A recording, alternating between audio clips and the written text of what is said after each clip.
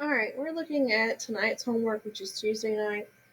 Um, there are several of these by now that you should be able to do on your own. Um, you should be able to do the first half of this on your own by now. You should be able to plug these into your calculator. You should see that this says ratio and that you need to do a ratio box. This says percent, so you should do a percent box. This is just straight punching it into the calculator. And so I'll start here with the solve for y, but these right here, this first half, you should be able to do on your own. So I have 272 equals 34 times y. Okay, and we want to solve for y. This is what we're going to actually get into on Thursday on how to solve for y when we have a multiplication or division problem. So to do that, what we need to do is realize that both sides are equal. It's like a scale and they're balanced. That this side also equals 272. And so what we need to do is we need to split our equation in half. Write down the equal sign. And so what we need to do is we need to box in then our variable. Okay, and everything that is not the variable needs to come to the other side so that we can solve for y. So if we are multiplying here, because when a number and a letter are touching, that's multiplication. If we are multiplying, we need to do the opposite operation. So the opposite of multiplication is division. So I need to divide by 34. And whatever I do to one side, because it has to be balanced, I have to do to the other side to keep it balanced. So 272 divided by 34 is 272 divided by 34 is 8. So 8 is going to equal y. And then we can go back in and we can check our solution like we did in the IXLs today to see if it was a true statement. So does 272 equal 34 times 8? Well, I can come back over here to my calculator. 34 times 8 does in fact equal 272. So we know we did it right. So our answer is 8 equals y. All right, the next one we have find the area. We kind of have this funky looking shape. It's like a rectangle with a triangle on top. This is 5, 5, 14, 7, and this is 16. So we have to divide these into shapes that we know. I'm going to make this something like this, okay? I don't know about you, I automatically, though, see a triangle and a rectangle. Like if I were to cut this here, okay, I see a triangle on top and a rectangle on bottom. I know that the area for a rectangle equals length times width.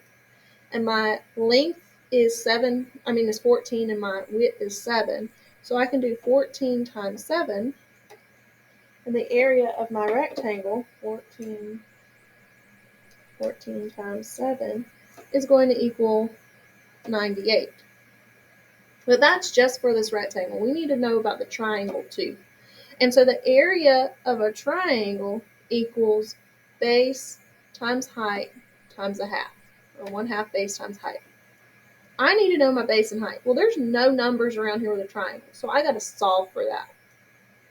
So what I do know is that from top to bottom is 16, what are we measuring this in centimeters, 16 centimeters. I also know that from here to here is the same width from here to here, which is 7. So from here to here is 7. So if we have used if the total length is 16 and we've used 7 of the 16, that means we have 9 left. So the height of my triangle is 9. The base of my triangle is the bottom. So from here to here, we need to know how long this piece is right here. We know that the total length of the rectangle is 14 because the opposite sides are the same. So if this is 14, this whole length is also 14.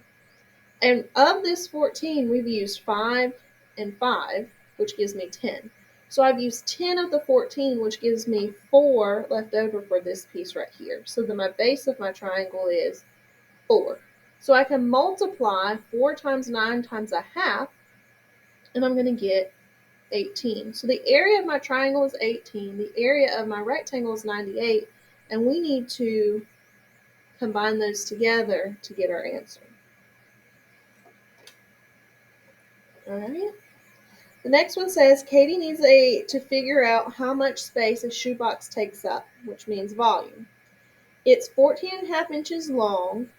So 14.5 inches long. It's 5 inches high and 6.5 inches wide. And it wants to know what the volume is. Volume equals length times width times height. So basically, all we have to do is all we have to do is multiply these three numbers together, and we'll get our volume. And then the last one says draw the net of each shape. And the net is like the unfolding of the shape. So the first one we have is a cube. It's a 3D square. Okay. So if we pictured this unfolding, a cube has 6 sides and it's made up of squares. So if I unfolded this cube, I would end up having 6 sides. And so you can almost see, like, if we were to pull these up, it would end up making a cube. Okay? And then we have our triangular prism that they want us to make a net of. And so, like, if you could imagine peeling the sides off of this, it's made up of 3 rectangles and 2 triangles. So this part right here, they're connected. Like, you can't see it, but there's a rectangle down bottom right here, which is this right here. And then if I peeled these flaps off, I would have 2 other rectangles right there. So there's your net. So these are what you call the nets. They're the unfolding of the shapes. And that's all we have for tonight's homework. So if you have any questions, just ask me tomorrow.